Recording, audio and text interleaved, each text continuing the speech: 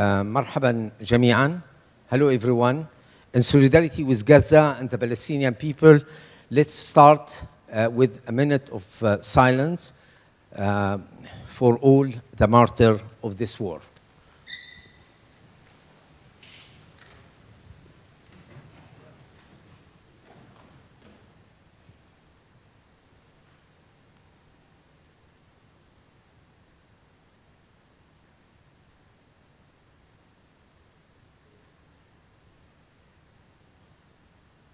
Thank you. فينا نتأكد إنه في recording اشتغل. Okay. I am Sari Hanafi, the director of the Center for Arab and Middle Eastern Studies. On behalf of the organizer of this event, Al-Aqsa Tsunami, Politics, Ethics, and Regional Implications. So, CAMES, Issam Faris Institute for Public Policy and International Affairs, Mohammad Atallah Chair in Ethics, Palestine Land Studies Center, Palestinian Cultural Club, the Insight Club, all at AUB would like to welcome you all, those who are with us in person or those who are online. I am so glad to organize this event with two very active clubs, the Palestinian Cultural Clubs and the Insight Clubs, and hopefully this will be beginning of more collaborations. So I would like to thank their president, Jana Hamidi, who is Jana, and Mustafa Qasim for the Insight Club. Thank you for your great effort on organizing this event with us. Before introducing the panelists, let us watch a 2 minutes video.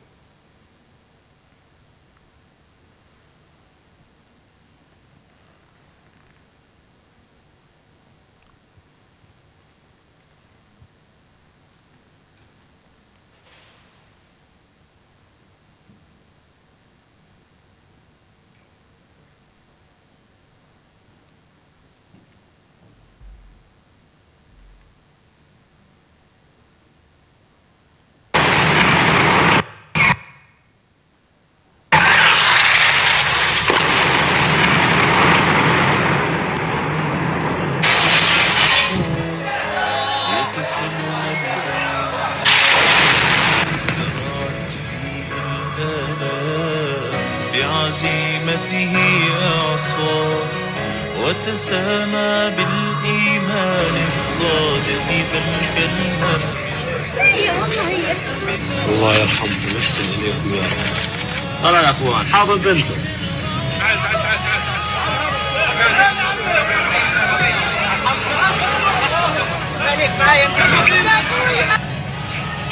هذا من ضمن نصب هنا. صاروخ علينا هناك، صاروخ من اولاد، صاروخ.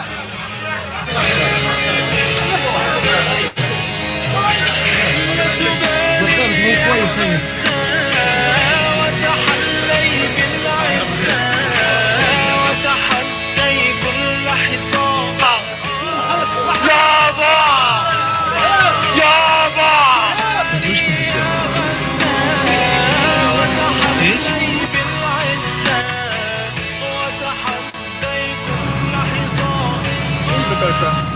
ربي بيهم يوم اشوفهم فيكم ورفع يدي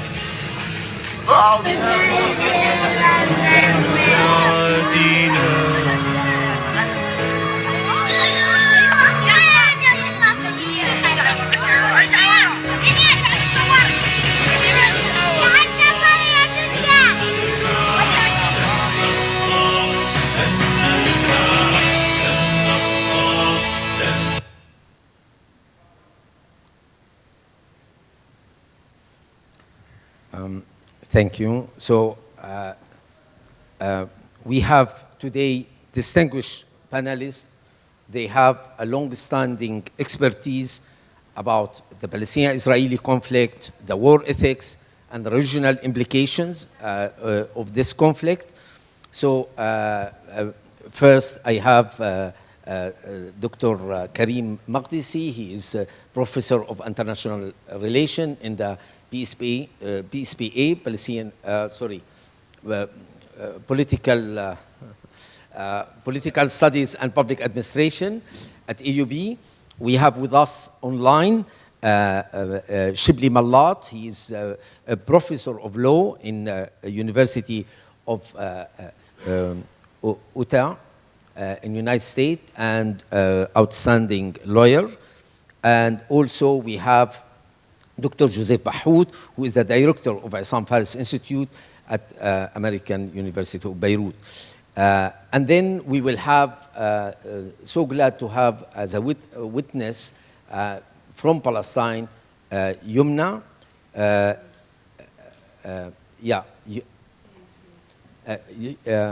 Hamidi, Yumna from Tulkarem. She also will be with us. Okay, so the 7 October audacious attack by Hamas marked the end of the classical confrontation between Israel and the Palestinian resistance. It was a historical day of dignity for the Palestinians after decades of Arab and international silence vis-à-vis the continuous Israeli settler colonial and apartheid project. Horbees has finally caught up with Israel and some Arab countries and their arrogant leaders. The Israeli leaders long thought themselves invincible and repeatedly underestimate their enemies. Since the surprise attack of October 1973, I was small kids, 9 years old, I do remember that. Successive Israeli leaders have been shocked and awed again and again by what the people they oppressed has been capable of.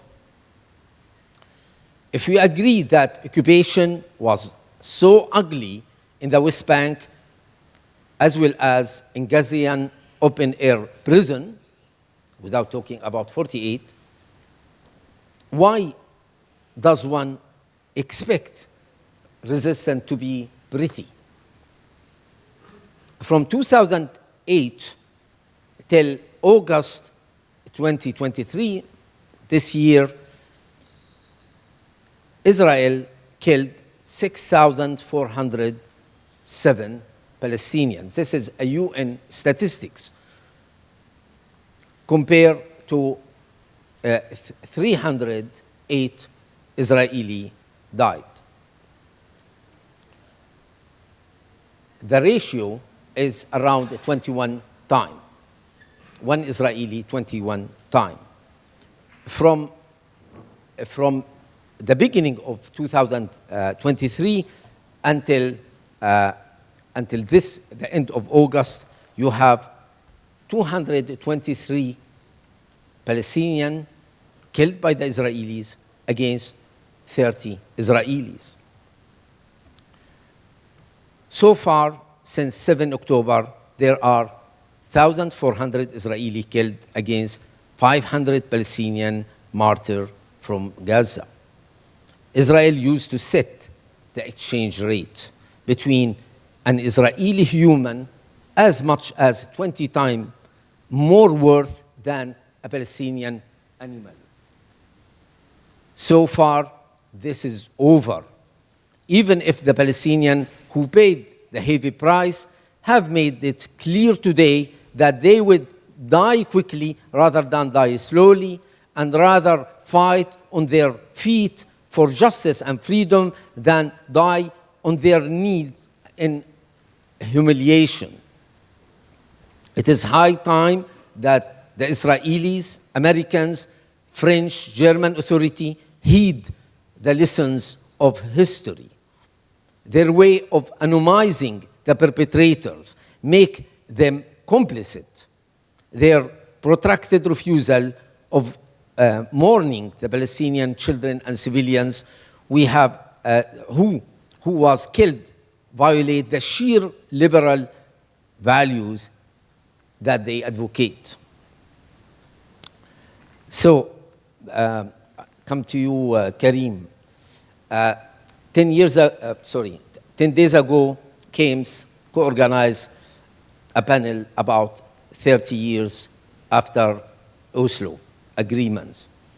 And for us, we organized it despite the beginning of Gaza, the war on Gaza, because we wanted to make a statement that you don't understand the situation now if you don't see how Oslo agreements failed terribly. What is your take in the context, if you like, of what happened? Hello, thank you, Sari, for the question. Just maybe a couple of comments. First of all, just to share with everybody here this very emotional moment, this very tragic and emotional moment that we're all seeing, but also, I think, a moment in the sense if we can be a little bit, can you hear me? If we can be also a little bit optimistic, if at all, it's to say that we're reaching a point, I think, where it's very clear where the Israeli Zionist project is hitting its own limits. So with mass violence at stake, but I think there are limits to where we increasingly are seeing, and I think in the panel we're going to maybe talk about this a little bit more. But I just want to acknowledge this incredible human tragedy and the human loss of life that is truly mind-numbing, and look forward to some of the stories that we're going to be hearing here. So I just want, for the context, Sari, you mentioned Oslo, but I think there's a couple of things that I just wanted to put up from the beginning. I think there's two things that we're seeing. One is a very long history of decontextualizing what's going on. So decontextualizing meaning the Palestinians have no history. There's no context. Whatever they do, whatever happens, comes out of some kind of spontaneous combustion. And in the way it's framed, in the way the narratives work, Palestinians have no history, and there's no political struggle. The second thing, and we're going to come back, I think, to these issues. The second thing is, and it's what we see very, very clearly, is this sense of dehumanization, which has always been there. Again, part of this long history, but now more than ever, especially if you're following what's going on in Europe and in North America, this level, and in the media, generally speaking, this level of dehumanization of Palestinians, of people, just talking about people, is truly extraordinary. And I just came back from France, so I'm happy to talk a little bit about some of that context in a little bit. So the idea is that there's no history, there's no proper humanization of Palestinians. And so therefore, as I said, there's this kind of spontaneous combustion where their acts are now being, they mysteriously find documents that say, hey, look, Hamas is ISIS, or any resistance is in something just out of terrorists, and they want to kill children, they want to behead children, all of these kinds of things. And as you're asking, what's so important is to try to put in some context into the larger question that we're addressing today. So I would say maybe 2 or 3 points. I think the first point, very importantly, is that Zionism emerges, in a sense, as a settler colonial movement from this kind of racial, using racial 19th century colonial European setting or context. So this is very, very important that it comes out of Europe. It comes out of a history of European anti-Semitism conducted by Europeans on Europeans, in a very genuine history that exists there. So it's not something that we should deny or elide. It's there and it's documented. The second part, however, is what really concerns us, which is that it requires, by definition, this movement to acknowledge this requires a movement to come in and settle on a particular land, in this case Palestine, and coming up against an indigenous population that simply resisted and continues to resist this settler colonial movement that is Zionism. And we can get into this, again, you asked me to be very brief, so just to put this kind of context. The third part, I think, which is important to add here, is that throughout this history and this struggle, there's been again, going back for over 100 years, there has been a very important aspect, which is the international, meaning the Western, support for the Zionist project, without which I don't think Zionism could have achieved very much, and certainly could not be fighting all these wars that they've been fighting and committing the kind of what I would call genocidal policies that we're seeing at the moment. So a very important idea is to have this international, this Western international support that goes back to Britain in the 19th century, early 20th century, and then of course the United States over the past several decades. So that's in terms of the kind of core history part. The part that you're asking me, which is important as well, of course, is the Oslo process. And through this Oslo process, this context, I mean, normally we say is a failure of the Oslo process. I would say the success of the Oslo process in terms of achieving what it was meant to achieve, as far as I can see. I mean, Edward Said talked about the Palestinian Versailles, total surrender. And I think it's now clear, maybe in the 90s there was some disputing it, but now it's fairly clear that the whole point of the Oslo peace process was to try to achieve several things, to divide Palestinians in all sorts of ways, including territories, including the refugees, including those in the West Bank, in Gaza, Jerusalem, inside 48, and in the refugee camps, to achieve a total separation among all these, to try to maintain the occupation as much as possible. And I'll note that occupation was not mentioned in the Oslo Accords. Neither was a Palestinian state mentioned in the Oslo Accords. So this was never really part of the objective. The objective was always to create some kind of controlled Bantustan type situation in which the process of elimination over time could be achieved. And we see this process of elimination, what Patrick Wolf calls the process of elimination, kind of continuing to this day. And they, I think, on the one hand, see there's an opportunity for this elimination to continue via a kind of ethnic cleansing, to try to push the people of Gaza into the Sinai, and to try to eventually push the West Bank into Jordan, or the Palestinians in the West Bank into Jordan. And of course, what's going on in 1948 as well, to try to remove Palestinians from in there through emigration and other means. So this sense of creating division, creating separation among Palestinians, and therefore to try to maintain an occupation and stop any form of coherent and proper resistance. And this succeeded in that sense. I think it's important to say that it did succeed, but it hit its limits. And its limits was through the internal, among other things, we can get into discussion, but among other things is the internal Israeli society, which ends up having, as we've seen over the past several years, this kind of division between the so-called secular kind of groups and then the so-called kind of crazy settler kind of religious groups that are fighting for the capture of the Israeli state. And we've seen protests over several years now against the Netanyahu government. But as seems to be clear to the rest of us, both of these sides, the so-called secular side and the religious side, both of them have ignored completely the question of the occupation and the relationship with Palestine vis-a-vis the Israeli state. So what's happened on October 7 onwards is a reminder, if nothing else, a reminder that the relationship between the settler colonial entity, that is the Israelis, and those that are colonized, i.e. the Palestinians, this is a structural relationship that can only be resolved either through violence, but violence itself is a means to an end, or to some kind of just, what in international law and the UN they call just settlement to the question of Palestine. So just some context to add in here. Thank you so much, Karim. I think the 3 points are very important, and we will continue the conversation ongoing. So, Chibli Mallat, hello Chibli, are you with us? Chibli? Yeah. Okay. So, we are in war, but even war has ethics. How can we today alleviate ourselves to the moral and social responsibility to think about the current event? Some use the history of Israel violence in the region to exonerate Hamas.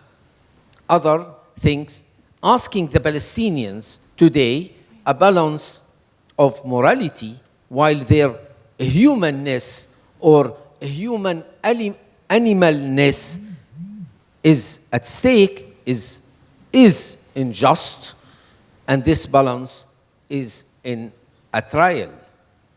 What is your take, Chibli? He is muted. Can you ask him to unmute? Can you ask him to unmute as well?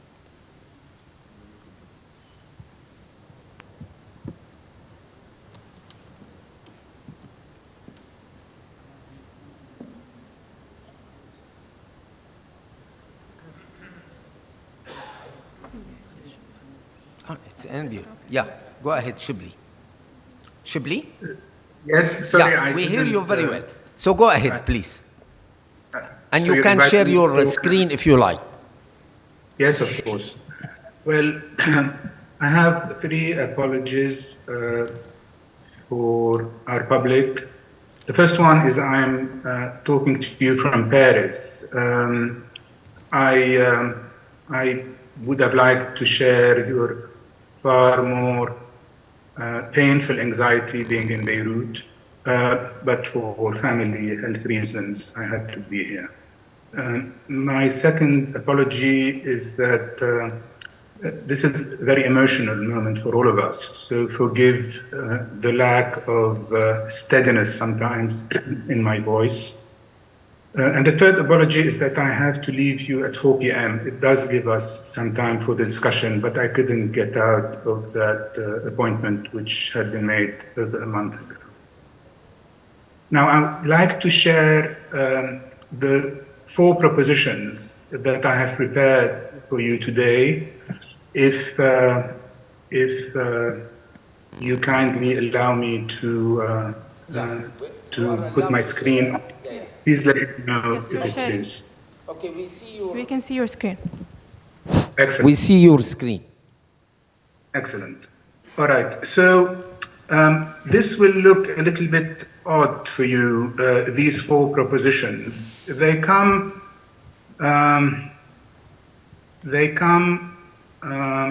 in the format that the philosophers amongst you will recognize.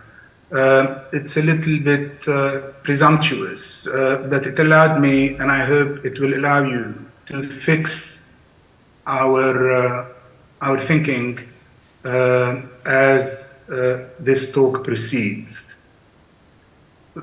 I want to thank you, Professor Hanafi. This is a special occasion in an American university in Beirut, in the midst of a regional war, at a moment of possible inflection of modern world history, and with trilingual writers and scholars sharing for the most the same worldview amidst our different perspectives, hopefully perspectives diverging, if not enlighteningly clashing. And thank you for inviting a lawyer to talk about the situation from an ethical perspective. Today, ethics comes before law. Spinoza's ethics comes before Moses' Decalogue. Your question to me was, how does one approach ethically the violence overwhelming us from the epicenter at Gaza? I tried to carry out the ethical exercise over the past few days in the 3 short propositions that you see on the screen, and which were published in various outlets in Beirut.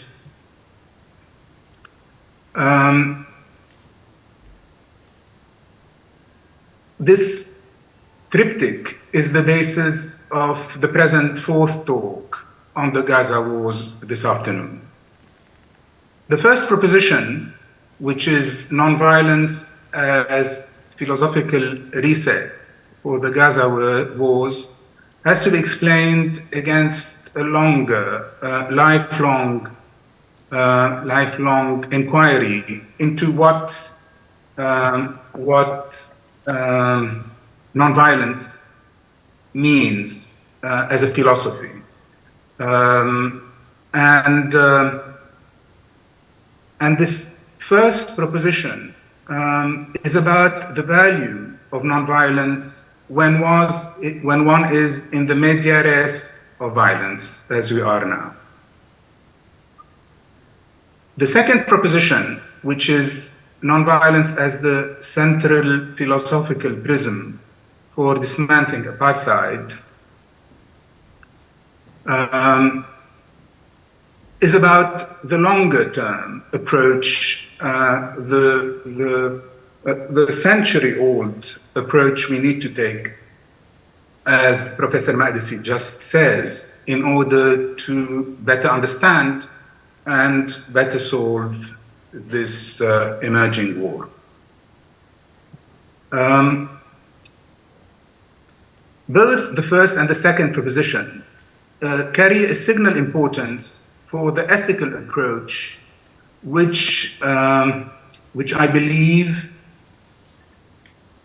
in normatively and practically.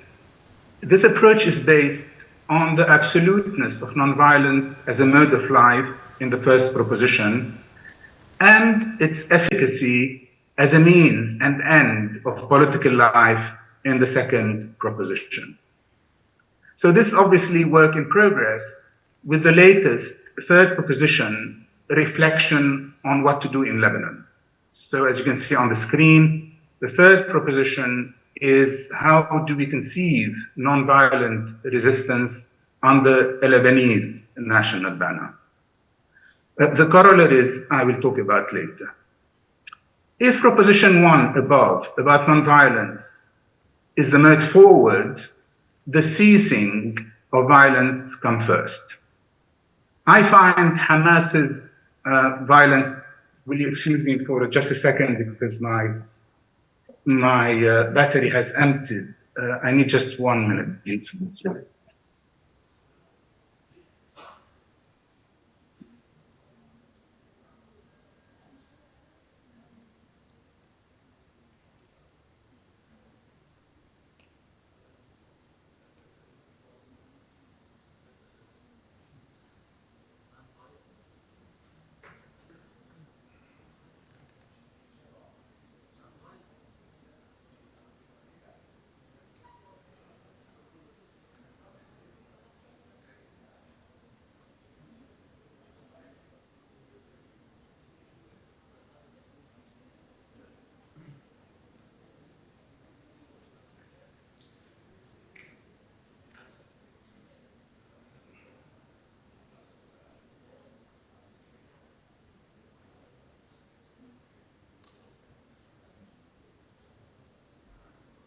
But you'll have another view of Paris with a fourth apology. I'm sorry. So,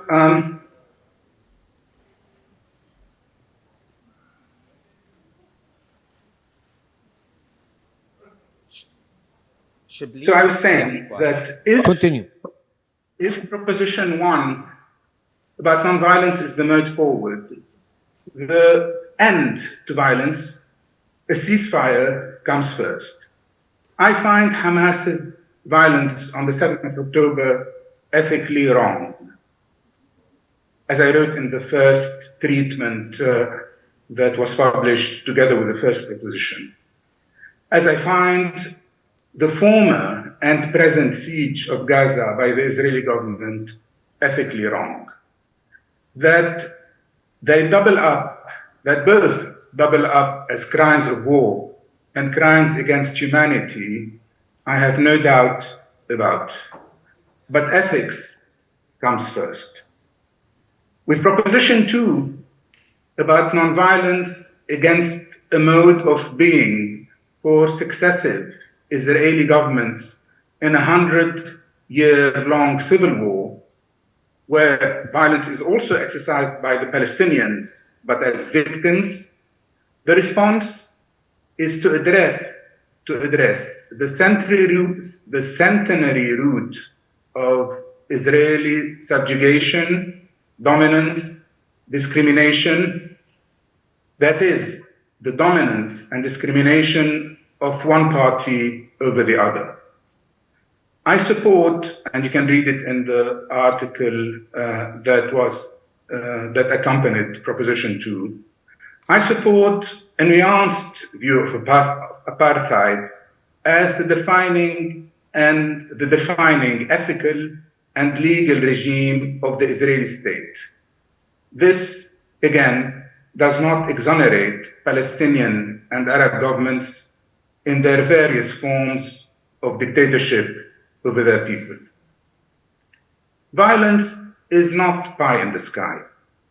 The battle for non-violence across the Middle East and beyond materialized in 2011 in a serious challenge across an oppressive regional order. The failure is regrettable, but the spirit continues.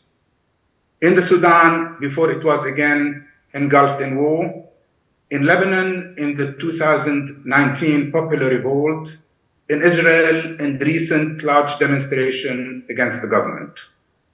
All of this does not negate the central proposition of the Israeli project in the epicenter of the continuous instability and violence since the 1948 Nakba, geographically and ethically. Geography matters. This is not the Dhofar Rebellion or the Western Sahara tragedies. Ethics matters even more, as developed in my third contribution. Ethics in the face of apartheid means its dismantlement. This must be the principle inherent to our support for the immediate ceasefire as the departing point for a new non-violent Middle East, nothing less. How to do this is a different matter. I don't have time, and of course it's a very long discussion. So it's a very different matter, it's a different matter, except that it must be done by non-violent means. I want to be more specific on the means to develop these three propositions. How can Lebanon, under Proposition 3, lead on the path to non-violence? Against some 4,000 to 5,000 dead in 2 weeks in and around Gaza, we have up until today lost over 25 lives, including over half combatants, Hezbollah militants and Israeli soldiers, and a few civilians. This is already 25 victims too many. The ceasefire under Proposition 1 naturally follows. Ceasefire everywhere is immediate and is feasible. The position under Proposition 2 cannot be entertained immediately in Israel-Palestine, for it requires the present government of Israel to confront its apartheid reality. A regime change in Israel to dismantle apartheid is inevitable. It has started under the ethical voices today organized best in the world as Amnesty International, Human Rights Watch, and the national outlets in Israel, in this case, B'Tselem and Atallah. This will take time on the other side of our border to materialize. It does not need to take as much time on our side, including Lebanon and amongst Palestinians. So the comment on the Proposition 3 can be expressed again as follows. As Lebanese within the Gaza maelstrom, we share a national platform to project nonviolence. Hence the title of the contribution, a national resistance, not a simply Islamic or Muslim one. Ethically, the Lebanese argument is one of solidarity with the victims as a national reaction and not a partisan, limited, and unilateral reaction shouldered by Hezbollah alone. Proposition 3 is difficult because under a corollary I sketch now as Proposition 3.1, which is that there is a lot that divides us and divides the Lebanese national will, but I balance it, if I may, which Proposition 3.2, which is about what best unites the Lebanese national will at present. Chibli, can Yes. you wrap up, please? Yeah, go ahead. Pardon? Yeah, can you wrap up? Yeah, I think I have 3 more minutes. If it's all right. Go ahead.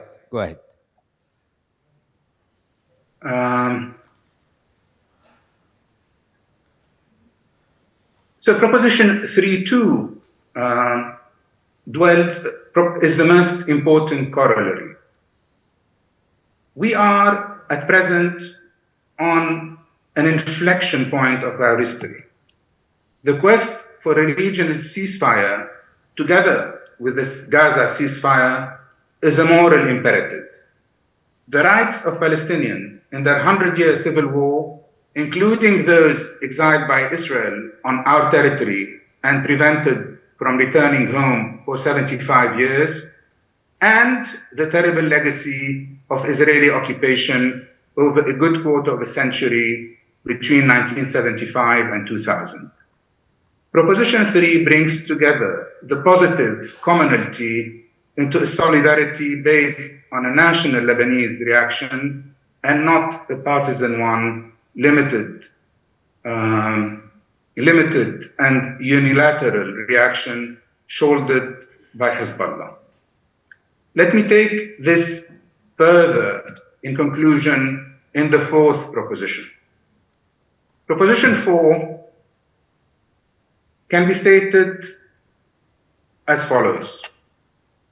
A national Lebanese expression of nonviolence as ethical means and ends in the context of the Gaza wars requires a government to hold it up, and there is no national state in Lebanon without a head.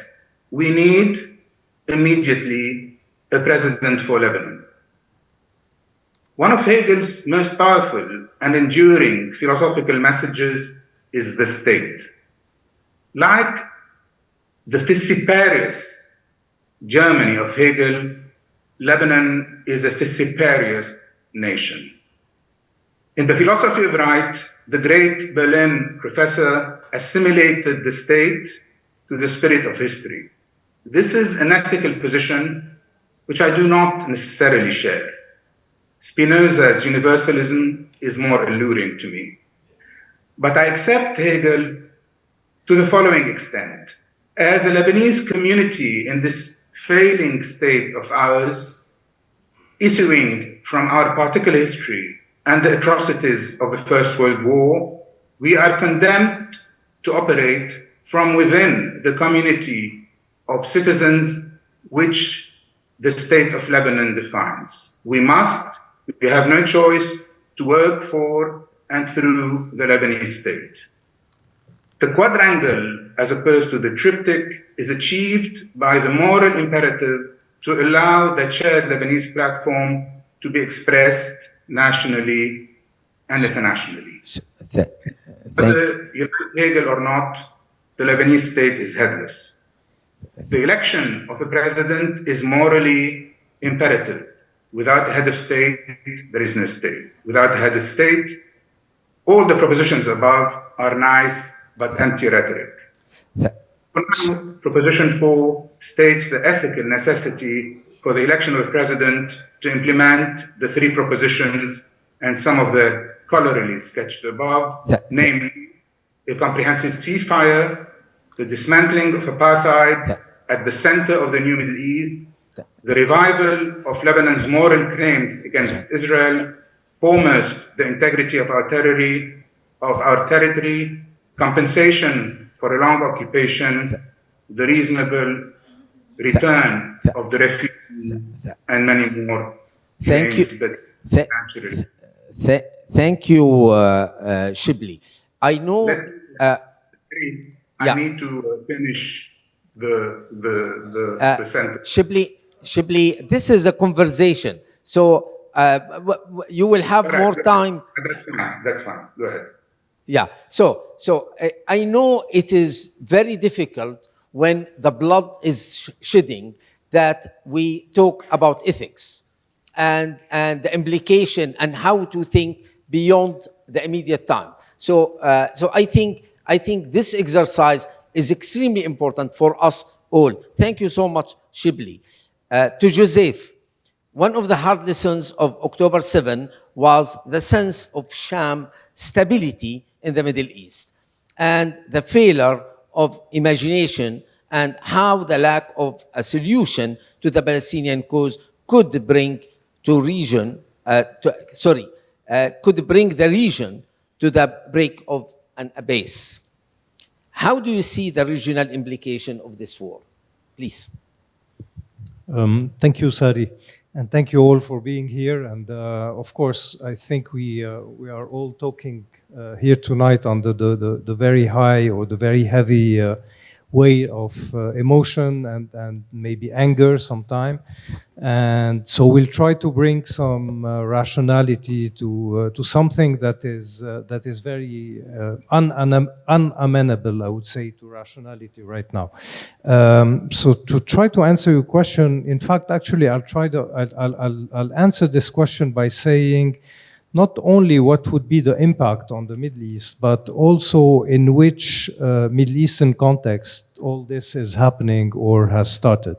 And I'm very quickly saying that I'll try to be here laying out my few ideas, not proposals, but propositions, but under a sort of realistic approach, okay, very realist approach of description of what the Middle East is today and where did this action occur or in which moment. Very quickly, before October 7, what was the situation in the Middle East? We had a Middle East where the big question was, is the US retrenching or withdrawing from the region? Is it focusing elsewhere? The second big question, I'll come back to the answers. The second big question was, where is the Arab fold or the Arab, let's say, community, mainly the Gulf states, where are they heading in terms of normalization with Israel? We had the UAE, Bahrain, I think Oman, and then Morocco, normalization. But the main question was, or the main issue was that Saudi Arabia was maybe hastily going towards normalization. But at the same time, and this is a very interesting thing to keep in mind, at the same time, Saudi Arabia was walking on two legs in a sort of balancing act, also going towards a rapprochement or a thaw with Iran. So it was unclear where the direction would be. The third parameter, which is maybe a corollary of the second one, which is, I think, the most important one that has to do with the Gaza event, is that the Palestinian question, philosophically, politically, nationally, in the terms that Karim has displayed, this Palestinian question was not only starting to vanish away, but it was almost completely buried.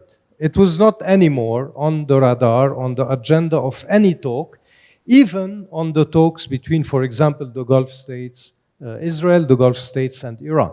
The normalization between the Gulf states and Israel were mainly commercial, maybe touristic, maybe business-like, maybe etc. But the political component was completely absent from this. And the Palestinian question has started, and this is a reminder that we have to keep in mind, has started to be buried. Maybe we could, as Karim said, put it or trace it back until Oslo, but it was definitely starting to be buried with the deal of the century, the moving by the Trump administration of the capital of Israel to Jerusalem, and then the Abraham Accords and all what surrounds them. And then you had Two interesting points, I think, that are more conjunctural, but I think that they will be very heavily weighing on the solution of this crisis. You have a sort of friction, I don't know if we can say tension or more, but the friction between this US administration, the Biden administration, and this Israel, the Netanyahu administration, over an entire set of issues, not only having to do with the Palestinian issue, but having to do with the internal or the domestic dynamics of Israel, which leads me to the last point of the landscape.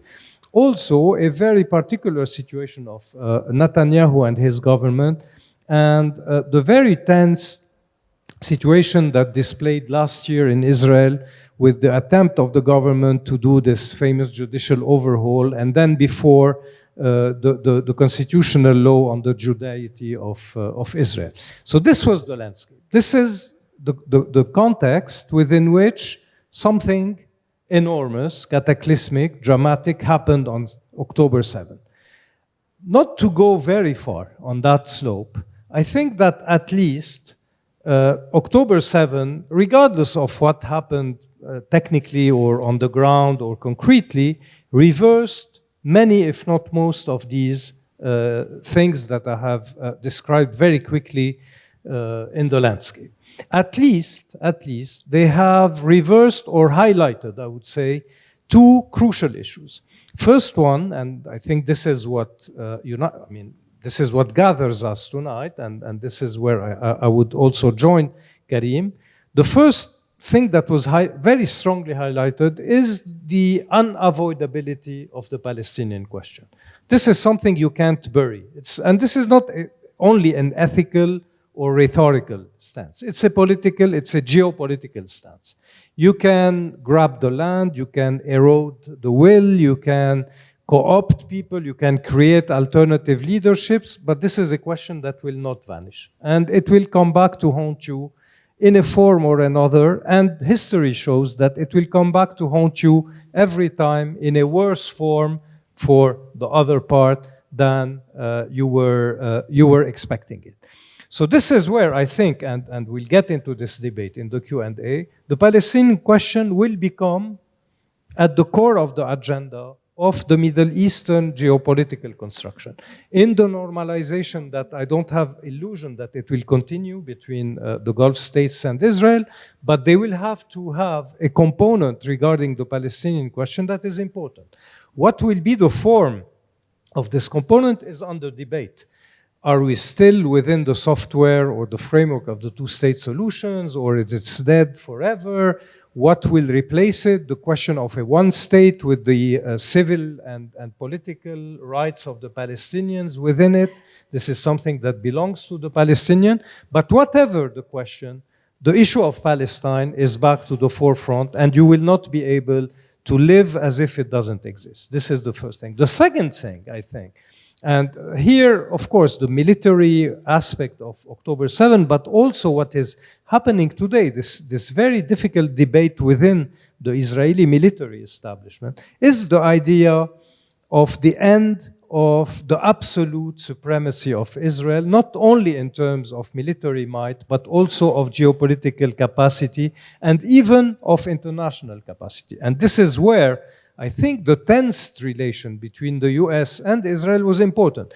Today, if we want to be realistic, one of the impediments to a ground offensive on Gaza by Israel is mainly something having to do with a reluctance by the US administration that, okay, you can do it, but first of all, you will harm yourself. Second, you will harm us. And of course, you will harm Palestinians, but I don't think it's something very important in the agenda of these two parties. But this is something that is now on the table, I think, and without really, I don't want to get into Lebanese politics here, but this is something that has started in 2006. I think that this trend towards the idea that Israel is not an almighty actor in the Middle East is something that has been eroded and scorched in 2006, and which is now, I think, moving to a second step of being damaged and maybe very deeply transformed. To conclude, where do we go from here? I think that tonight, I mean, any perspective or any forecast would be very risky. I don't know where we're going. I don't know if the land offensive will start tomorrow, tonight. I don't venture into that. But here again, and maybe it's paradoxical, maybe shocking for some, maybe cynical, but I would also echo what Karim said. This is a huge catastrophe, but from it could emerge something interesting, to say the least. Of course, we can go towards a full-fledged war. Probably we'll talk about the possibility of having an enlargement of fronts here with Hezbollah in Lebanon, with Iraq, with Syria.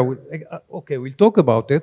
But if we go this way, I think that this could probably put the Middle East in a completely different geography and history than the 70 years that we have lived so far. And frankly, I don't see that coming. The other way around is that this new status quo, after the dust has settled, after the military operation has ended, could be probably an opportunity for many people in the region to reopen up a certain avenue of, I wouldn't say peace process, but maybe of piecemeal, peaceful solutions, okay? Meaning maybe reopening a channel of discussion between Iran and the US, maybe putting something more fleshy in the normalization between the Gulf states and Israel, maybe reconstructing the confidence between the Gulf states and Iran, something that is now showing up with the new Saudi position, and probably also reframing the relation of big and global powers like the US, Russia, China, and etc. with this part of the world because of, and this would be my last word, because of the increased awareness that you cannot reach stability and peace, and this is the word that you used to start your question to me, you cannot reach stability and peace as long as oppression, injustice, and humiliation is part of this region with the Palestinian and with any other people. And here I'm referring, of course, to also the internal dynamics of Arab societies. We are talking now in 2023, 13 years after the Arab revolutions, and these questions are still on the table. Some people would like to put them under the rug and consider that this is over. Neither this one is over, nor the Palestinian oppression is over, and all this will come up will come again to blow up in many people's face. Thank you. Thank you so much, Joseph. And I think we will come back to these issues, including when and how Hezbollah would be involved in this war. So I'm so glad to have with us our student from Media Study, Yumna Hamidi from Tulkarem, and I give you the floor. مساء الخير جميعا. طبعا انا بدي اريحكم احكي باللغه العربيه، يعني مش رح احكي بالانجليزي. متاسفه من الناس اللي مش حتفهم علي بالعربي، بس اي حدا بده يعني اي ترجمه ممكن الدكاتره يساعدونا في الموضوع. في البدايه انا بدي اعرف عن نفسي. انا اسمي يمنى حميدي من فلسطين، وبالتحديد من الضفه الغربيه من مدينه طولكرم. حصلت على منحه الشهيده شيرين ابو عاقله لدراسه الدراسات الاعلاميه لهذا الفصل.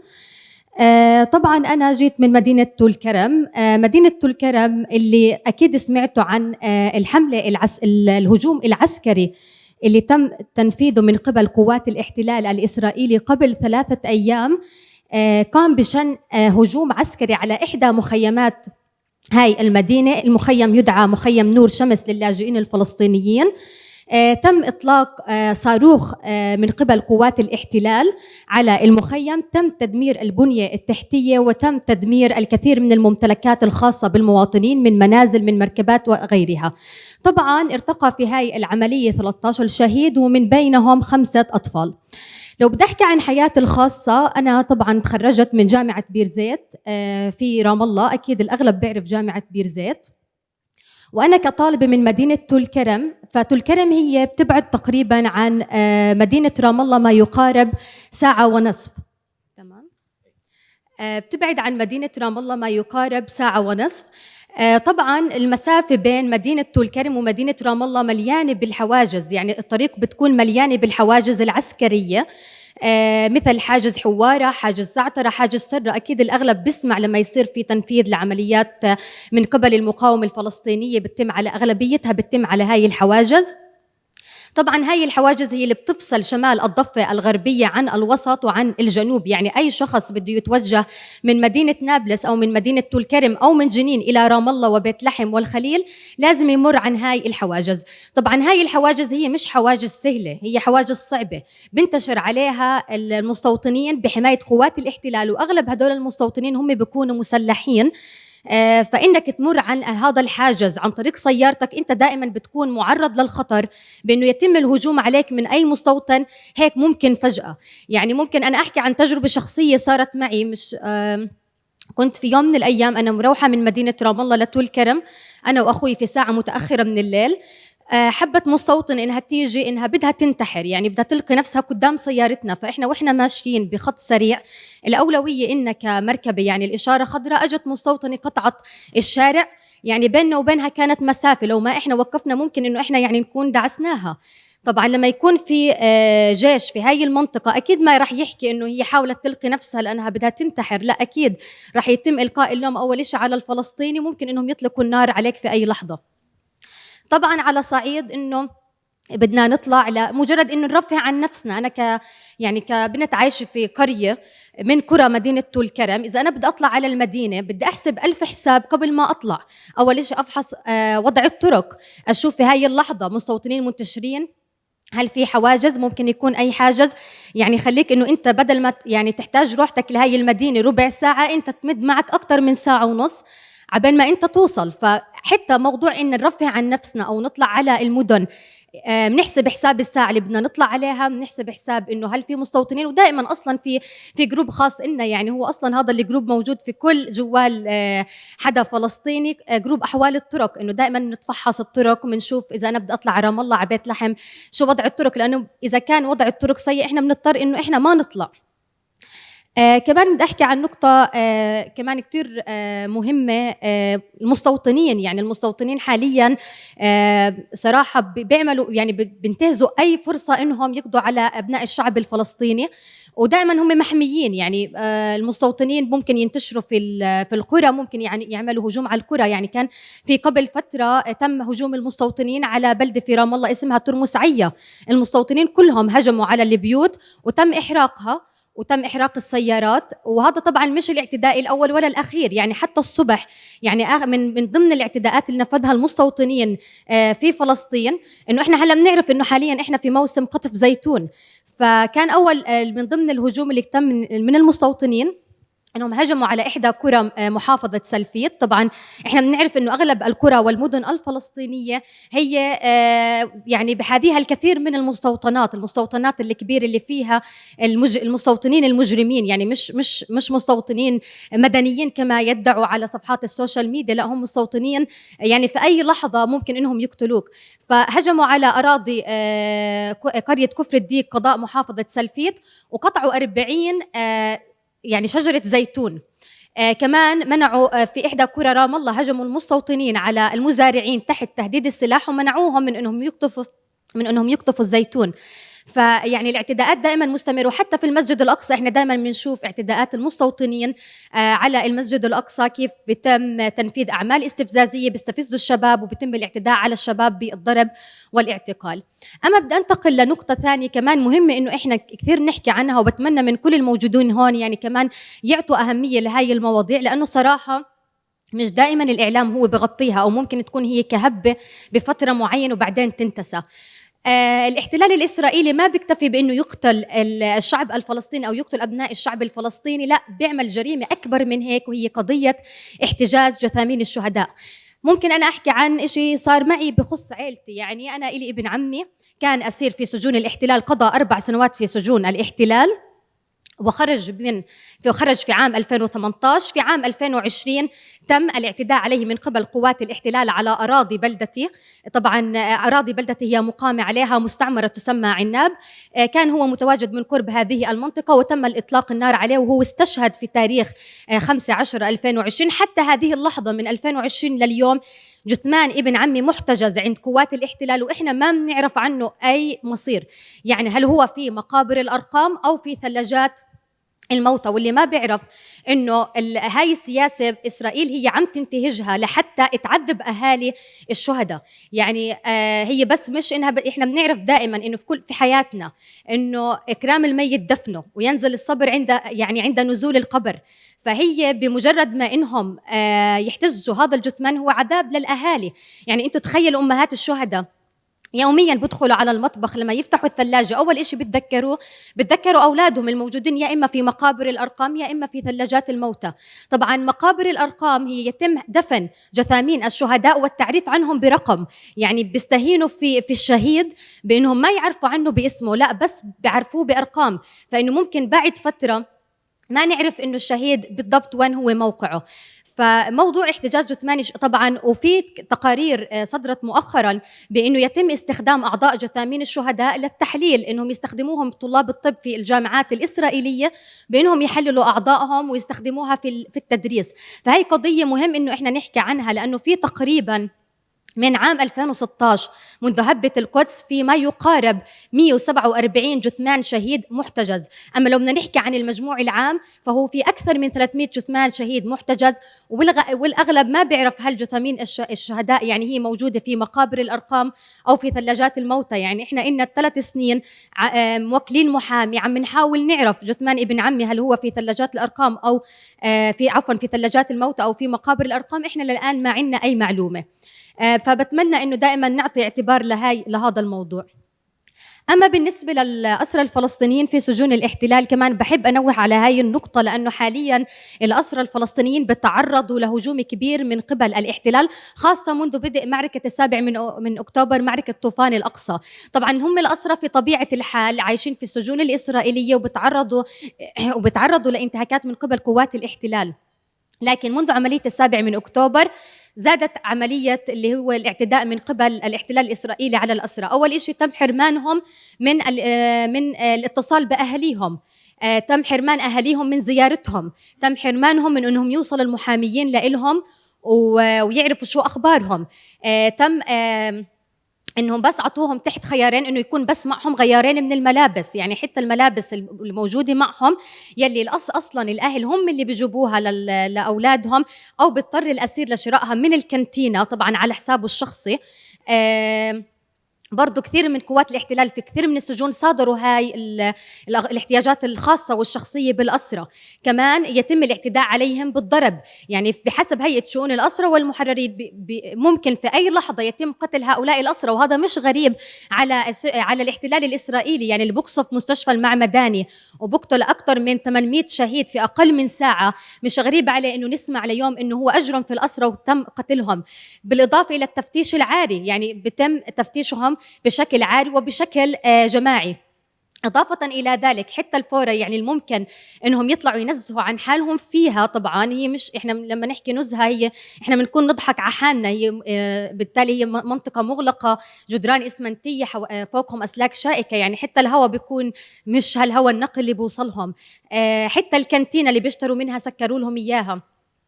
وكمان احنا كمان بدي انوه لنقطه معينه، انه كمان الاسرى في سجون الاحتلال ما بيسمحوا للاقارب من الدرجه الثانيه انهم يزوروهم.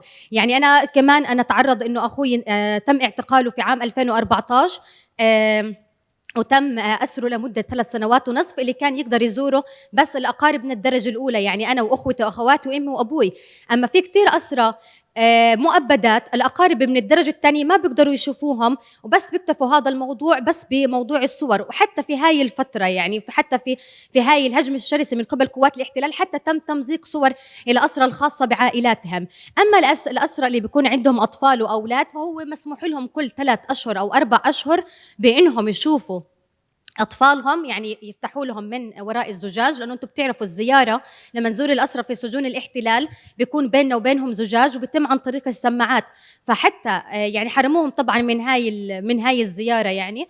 وحتى لما يسمحوا للأطفال أنهم يدخلوا يشوفوا أولادهم يعني لمدة مدة 5 دقائق كل 3 أو 4 أشهر. حرفياً حالياً الأسرة كمان أنا بتمنى أنها تضلها كمان عيننا على الأسرة في سجون الاحتلال، لأنه عندنا أكثر من 6000 أسير ومعتقل في سجون الاحتلال، أكثر من 2000 منهم اعتقال إداري. الاعتقال الإداري للي ما بيعرف إنه هو ما بيكون ما في سقف واضح للحكم وهو مرفوض دولياً، وممكن إنه الأسير يكون بالسجن وهو أصلاً مش عارف إيش هي تهمته أصلاً.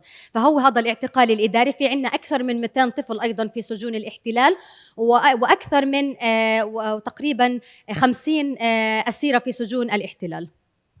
طبعاً هاي مجمل الحالات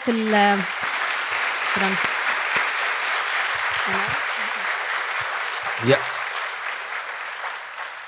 Yumna, your testimony is extremely important to understand that how important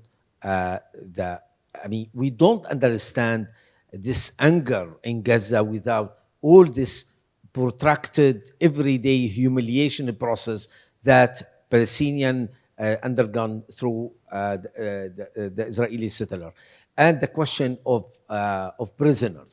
I mean, Palestinian prisoner. It's extremely important question, and this is why taking Israeli soldier by the Palestinian resistance is the only way this Zionist regime can understand. The only language can understand it. With this word, I would like to open the floor. I'm glad that with us, the director of Palestine Land Studies Center, Professor Rami Israel. I give you the floor. What we will do, we will collect a few questions, and then we will come to you. And the importance really to hear from you. I mean, how you react to all what you have read, heard. Sure. Thank you very much to most of the speakers. And I would like to make a couple of comments and perhaps ask a question at the end. So my first comment has to do with your own question or your own recommendation that we should think about ethics in the times of war. And I absolutely agree with that. And I think that non-violence that we have heard explained plainly in several hypotheses by our esteemed speaker from Paris is one way of approaching ethics. Another way is completely different, and it is based on something. I will give an example because I don't want to theorize too much. Let me give an example. During World War II, the Nazis invaded France. And of course, they filled their trains with Jewish people and Roma people and others, which they took for the Shoah. General Pétain chose non-violence and established a government in Vichy, of which he was the president of non-violence. Of course, in my opinion, the ethical position here is the one taken by the French resistance. Fight the Nazis. Fight them with revolutionary violence. Fight them with violence for survival and for liberation. And I think this was the ethical position to take. So ethics, like many other things, can be blended. Yeah. And I offer, for all those who are here, another perspective on the ethics of war and the ethics of violence. My second comment has to do with Joe's, very interesting. He brought us back to give us a lot of context. However, I find, Joe, that you kind of presented the entire landscape of the region without giving popular agency. So an agency to the people, as if it was only the regimes and not the people who could push or put pressure or drive change. And specifically, I found that things, you described a world in which things were happening to the Palestinians, but the Palestinians were not making things happen, where they did. They just did what you called, in the call for this meeting, a tsunami. So I think the agency of the Palestinians, the agency of the Arab people, whom you have seen everywhere, you know, from the Qatar Football Cup all the way to today, this needs to be taken into account. My third point links with both of them together. You keep mentioning Lebanon and Hezbollah and the war, and whether the war, Hezbollah will enter the war, and how this will, you know, how this will end up. I would urge you to not talk about it like that. I would urge you personally, because if there ever is a war, and there is a war going on in the South today, every single day, there is a war going on in the South. Every single person who follows the ethics that I have presented in the beginning of my intervention, every single person will exert their right to defend their land and their country, and not only Hezbollah. And we're seeing this already. The entire south of Lebanon is not all in the hand of Hezbollah, but it is all in the hand of people who wish to defend every single grain of land. Thank you very much. Thank you, Rami. Yeah. Rami, just to comment on, I don't know what the speaker would like to talk. And when I talk about ethics, ethics is there is a different way of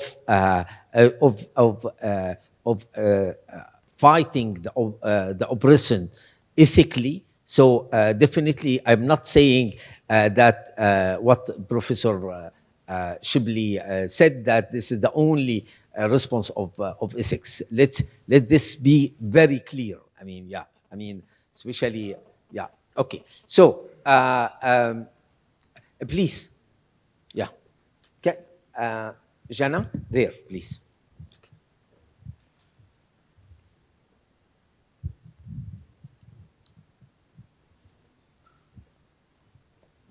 Hello, everyone. This is Farah Mouzi, a PPIA student. Yeah, can you raise your voice and introduce yourself? Yeah. This is Farah Mouzi, a PPIA student. Thank you for all these valuable insights, and thank you so much for sharing your personal experience. And I have to start by saying, inshallah ma biyibqa wala asir, kullu biyitharrar. Second off, I'd like to comment also on the question of ethics and add to what Dr. Rami said. Don't you think, like, seeing from what's happening now, after all the diplomatic efforts and the continuation of oppression and everything, and now you have the October 7 taking hostages and all of that, don't you think that somehow the impression being given is the only way to go is actually violence? That the only way that's making a difference with Israel is violence? And I would like to comment on what Dr. Mallat said. Like, I understand that all human beings are equal, but it struck me as if he was disregarding the entire historical story of the Israeli-Palestinian conflict. Like, you cannot, from my view, refer to all the people dying at the moment as victims, because they're not. Thank you. Yeah, thank you so much. More voices, please. I see there, gentlemen. Yeah.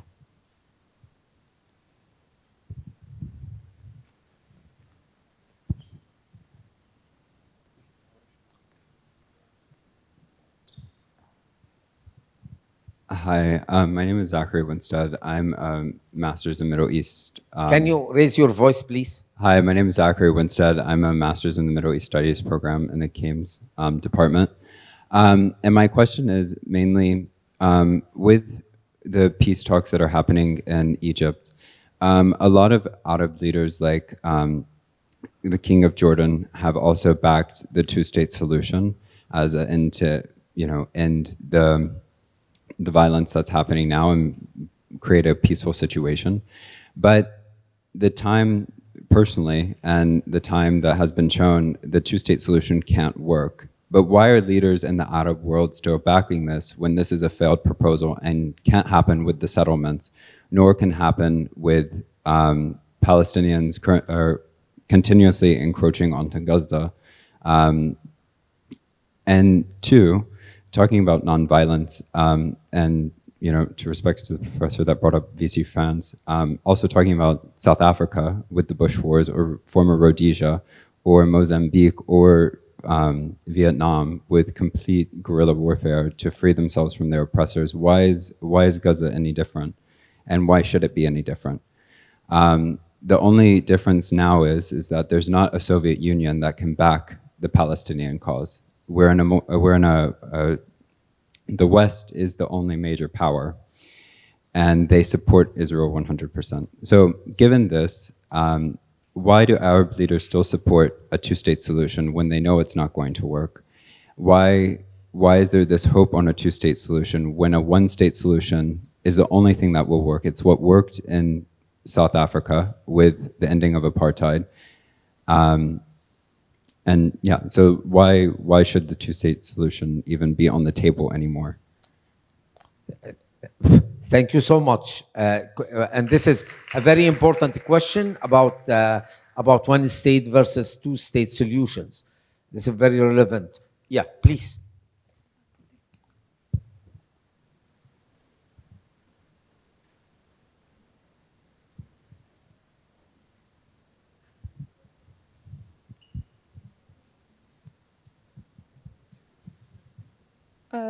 رح أكون عم بنضم ليمنى بعربيتي. بعتذر إذا حدا مترجم. طيب بداية الشهيد قائد عبد القادر الحسيني حمل الجامعة العربية المسؤولية عن سقوط القسطل، وقال برسالة للجامعة العربية أن خذلته تركت بأوج انتصاراته من دون عون أو سلاح. ورسالة القائد الشهيد عبد القادر الحسيني للأمين العام لجامعة الدول العربية عبد الرحمن عزام قال: إحنا أحق بالسلاح المخزن من المزابل، إن التاريخ سيتهمكم بإضاعة فلسطين، وإنني سأموت في القسطل قبل أن أرى تقصيركم وتواطؤكم. وللأسف إحنا هلأ عم نشوف هذا التخاذل بأعيننا. استشهد القائد عبد القادر الحسيني. السؤال: كيف دول العالم الكبرى تبعت كل هالدعم العسكري للاحتلال أمام عيون الجميع، بس الدول العربية بتبعت أكفان لغزة؟ شو بتترجم هالشي دولياً وإنسانياً وأخلاقياً وعربياً وسياسياً؟ عشان ما عاد الأمر مثل 48 مباشر، صار كل شيء واضح هلأ. شكراً كثير للكويشن. Maybe last question in this round. Yeah, please. I'm so glad that we have students who are, commenting, raising questions. Your voice is really very important. Yeah, أنا كمان حأحكي بالعربي.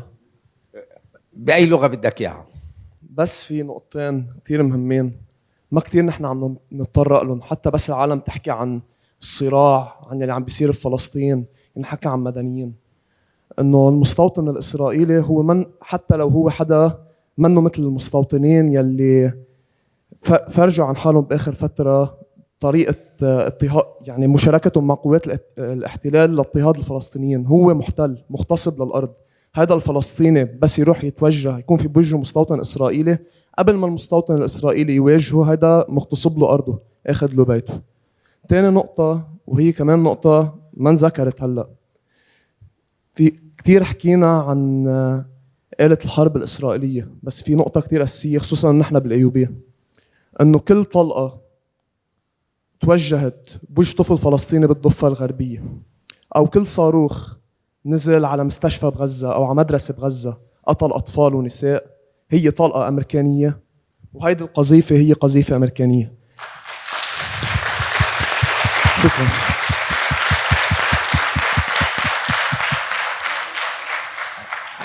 I mean, just to confirm what you said, there is a commission about to investigate what happened in the hospital Al-Mahmoudiyya, and now it was clearly confirmed the type of the missile has been sent.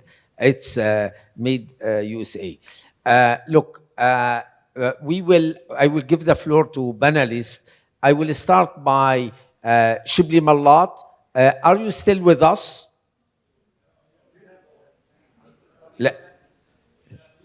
Oh, okay. So you have the floor, Karim. Sorry.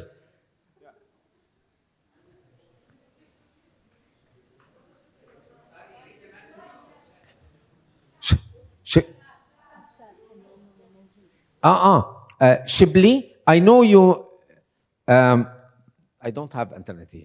I know you are. You need to leave, so I will give you the floor, and then to Karim, Joseph, and Yumna. Yeah, go ahead.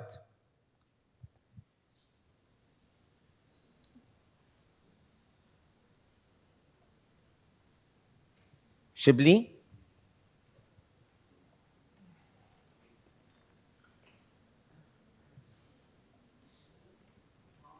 Chibli.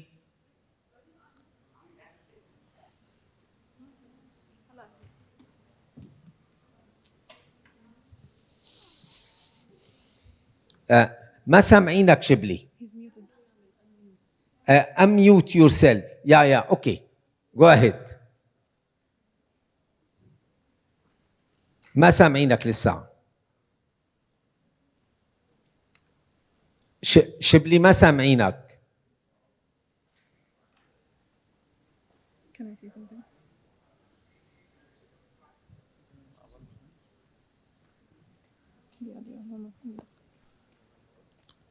Chibli, we don't hear you. Oh, hello. Okay, Chibli, keep it trying. Keep it trying. I will give the floor now to Joseph. Please. Thank you. Waiting, Actually, we will solve the problem. I will give to Joseph. Okay, I have nothing really, important to say or to add. I understood exactly what Rami was referring to, but I think that, first of all, I was doing a sort of geopolitical landscape of the region, and in that, by definition, you talk or you highlight more the action of state systems and state actors and non-state actors that are organized. Having said that, I think that it was quite clear that when you say, or when I said that October 7 reversed the whole trend in the region, it means that this is exactly Palestinian agency. I don't think it's something else.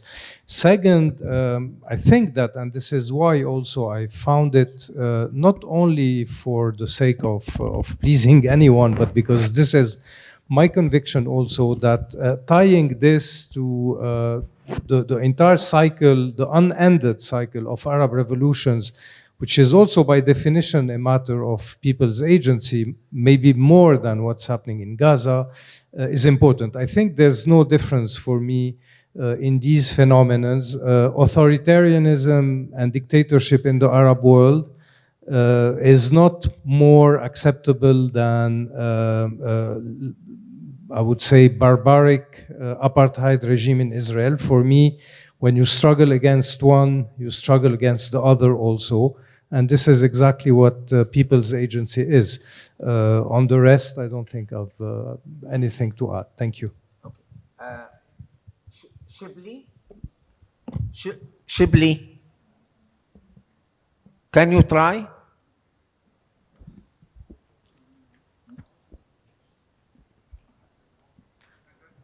Okay. Now, okay, now we hear you. Colleagues on Zoom can hear me, but I think the audience doesn't, so it doesn't make sense. Now we hear you. Now we hear you. Go ahead. Next time, the next now we hear you.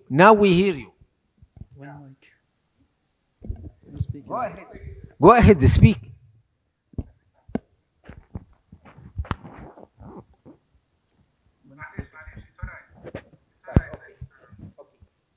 وين السبيكر؟ كريم وين السبيكر عندك؟ السبيكر تست. السبيكر باللابتوب. Karim. Yeah. Okay, I'm not sure if okay. So just to answer maybe a couple of the questions that I think are relevant to what I can say. I think that, the questions that Rami and others have talked about, the question of violence and ethics. Look, I think, to go back to one of the central points I was trying to make, this is fundamentally, despite all the racial overtones and all the civilizational, cultural overtones, this is a fight over land. Ultimately, it's a fight over land. And when one group wants to remove another group completely, either through some kind of genocidal policies or ethnic cleansing or some other kind, there needs to be some kind of ability to respond. The non-violence, which of course, everybody wants non-violence if it leads you to a point. We've gone through several stages, including international law, UN resolutions.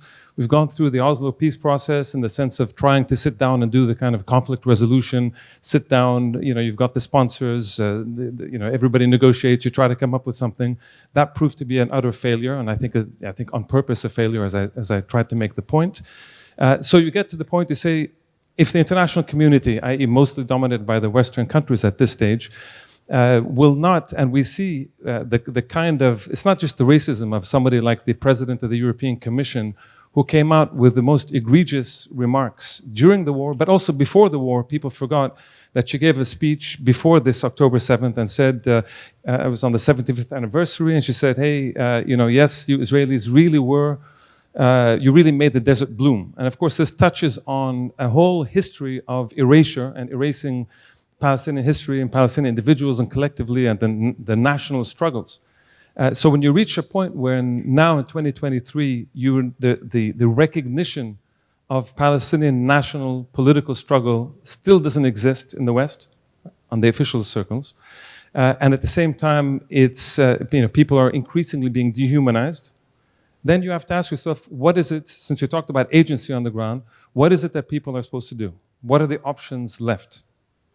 This is not a call to killing civilians, etc. Of course not, but it's a question that needs to be asked and can't be, I think, can't be covered in a kind of philosophical, ethical discussion that is decontextualized. We can go back to the first point I made, which is out of context. Somebody mentioned that it's not contextualized.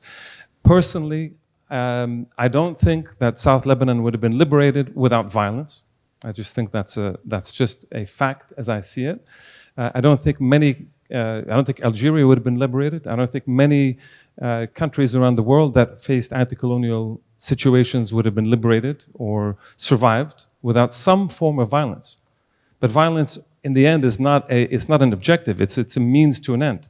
And where, for this kind of audience, we're not talking in America or France or someplace, but for this kind of audience, and what I would love to hear from students especially, is where is the question of reconstituting the Palestinian national body? Where is that happening? So if the primary goal of Oslo was to divide people along all sorts of lines, the response to that is to reconstitute a national body.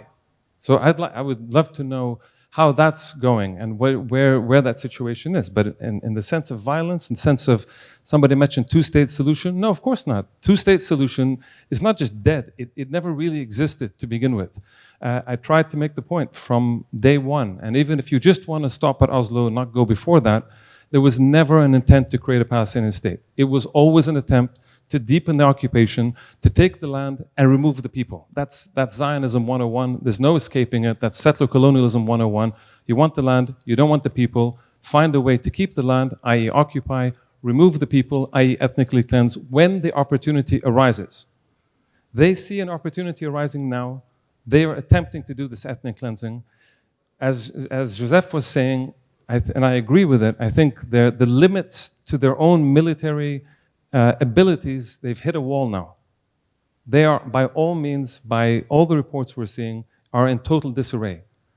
And to have the US send aircraft carriers into the Mediterranean, basically to protect them from Lebanon, is incredible. And what does that tell you about the way in which things are conducted here?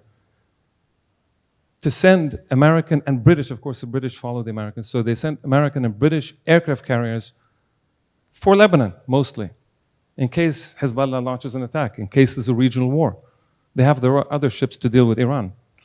So where is this struggle without the discussion of violence being central to it? Not an objective, but as a method that is legitimate under circumstances where there is a national plan. That is the last part, is what's missing. The Palestinian Authority was created with Oslo as a way to negate the Palestinian struggle. We know this. I don't think this is even that controversial anymore. So if the Palestinian Authority is created to negate resistance, if the Palestinians have been separated, not just in the West Bank, as you were saying, between the different parts of the West Bank, between Gaza, the refugee camps, all of these things, where is that being reconstituted? Where is that being resisted? I think this is an important question. I think one last thing about AUB in America, because I think this is important. We have to be careful. I mean, all of you are, I think most of you anywhere are AUB students. Right? We're teaching here, you're students here. We have this forum. Nobody's telling us not to have this forum. Right? So the idea is not just AUB is American, so therefore it's bad. AUB has a history of colonialism and has a history of resistance. You had PLO fighters here, you had all sorts of others that were here as well. So it's a forum where we can try to have these kinds of discussions and put pressure on those at the upper ends at some points to try to come up with ways of solidarity. I mean, ultimately, that's what we need, is to ensure solidarity, to ensure freedom of speech. If you're in the United States, we're an American university, in the United States and in Europe, anybody that shows any kind of solidarity with Palestinians is under threat. Their jobs are under threat. And these are students now. It was always academics and professors. Now students there are lists, and some of you, I'm sure you've seen these things. There are lists that are circulating. There are employers that are taking these lists in order to make sure people don't get jobs. Students, forget professors. Students don't get jobs. Students don't get internships. They're going after the sort of very prominent people, but they're also, by going after prominent people, they're ensuring that those who are not prominent get taken out very early on because nobody knows who they are. Nobody knows their names. Right? So this is something going on. It's ongoing in the United States today. There's plenty of examples. It's certainly happening in Europe, where even the idea of solidarity in places like Germany, in France even, it's criminalized. You cannot have meetings. You can't show the Palestinian flag. You can't support the boycott movement. You can't do anything that is not criminalized. I'm not saying they don't like it, they like it, whatever. That's a different issue. But when it's criminalized, this becomes a different story. And this is where the struggle is also needs to be taken to. It's not just a question of this is American university. There are those in American universities, across all American universities in the US and outside the US, that are fighting, that are resisting, that are showing solidarity. And there are those, mostly those in power, who are trying to suppress this. So the question is how to put yourselves in that situation to encourage the solidarity and encourage that reaching out to all these kinds of movements, rather than simply say, this is no good or that's no good, and take a stand just like that. There's a lot of nuance, and as students and as professors, I think we need to be engaged in these kinds of discussions. Yeah. Thank you so much, Karim, of all the 4 points you raised, and particularly about hinting to the question of genocide. Today, and myself, I, as somebody who have studied this Palestinian-Israeli conflict since 48, a long time ago, I wrote a piece arguing that the Zionist project is so smart that is not genocidal, but space-suicidal. Space-suicide in killing the space, making the space unlivable for the Palestinians. But of course, this analysis now, it's wrong. what is going on now in Gaza is absolutely genocidal.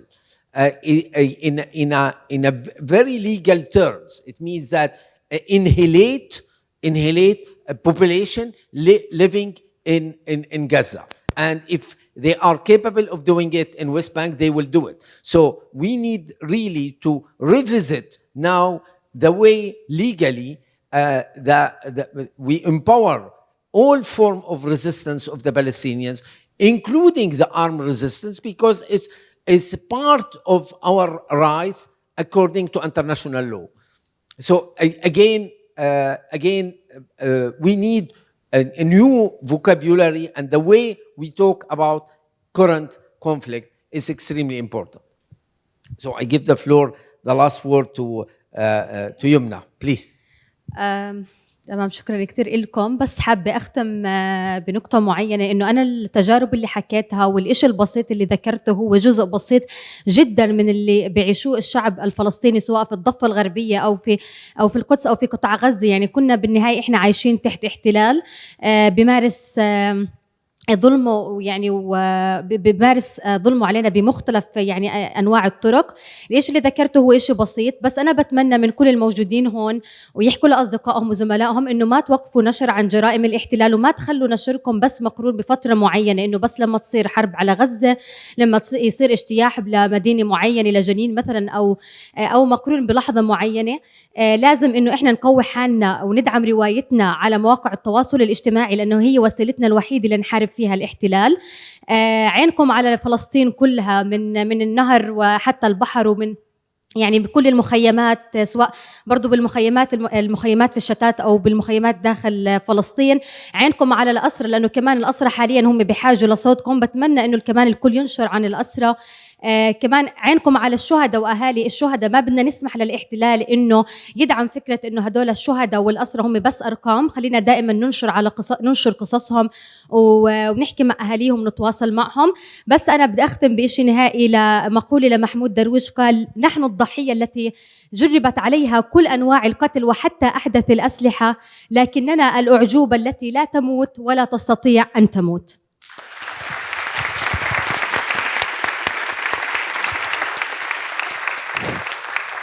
Yumna, I am so glad that you finished with Mahmoud Darwish. So before thanking you all and on behalf of all the organizers, I give the floor to Jana and Mustafa. They have an announce about the activities of their clubs in the coming months. It's very important. The struggle just start, and this initiative is one of, it should be many, because the war will last for a long time. We thank you everyone for being with us today, supporting Palestine and Gaza. We are starting a fundraiser in 2 days. We'll have stands in different locations in the university. We would like you to contribute in this campaign for Gaza and Palestine.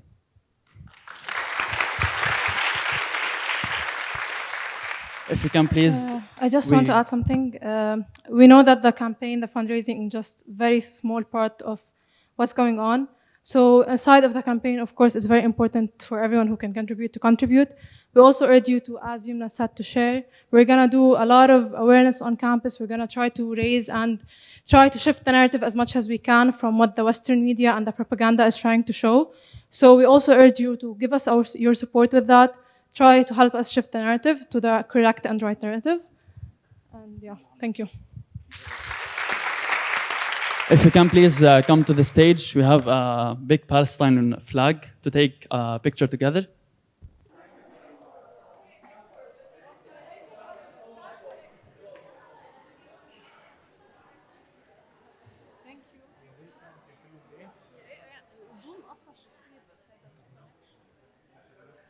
المرة الجاية لازم